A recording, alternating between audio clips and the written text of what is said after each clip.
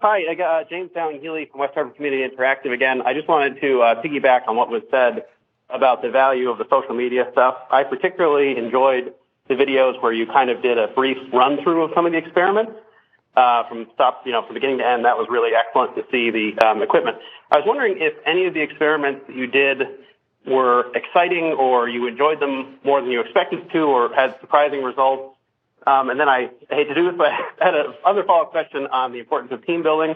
I know NASA has talked about the importance of food, especially for bringing everybody together and keeping astronauts happy.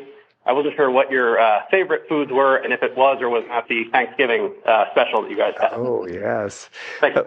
Okay, let's do the food one. That was easy. I like eating a lot, and the space station has a lot of great foods. My favorites were most of the international foods. So the Europeans and the Japanese and the Russians had really, really good food. It was very salty, which I happen to like a lot.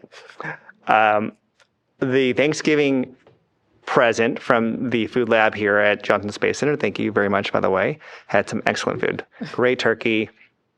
My favorites, though, were actually sent up in my care package. And so my loved ones packaged kimchi and rice and and dried seaweed. And those are things that I kind of grew up on. And I just didn't have much of that up. There was nothing on the menu that was even remotely close to some of those things. So being able to have that a little bit at home was really nice. And see, so going back to, you had a different question about some things that I was really excited about. One that I thought was really, really interesting was a thigh cuff study where we put on thigh cuffs on astronauts at various pressures to reduce the blood flow back to the heart. And at a big picture level, the reason we're interested in this is because there is a space-associated process called SANS, space-associated neuroocular syndrome. It's a fancy word of saying that being in space has some maladaptive changes in our bodies. We know this. We have a lot of fluid shifts. We have bone loss, musculoskeletal loss.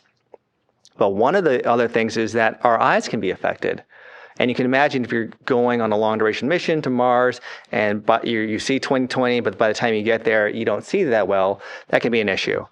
And this study investigated using ultrasound how those thigh cuffs might affect changes to blood flow return to the brain, to the eyes, and how that might affect whether or not SANS can fully develop under those conditions.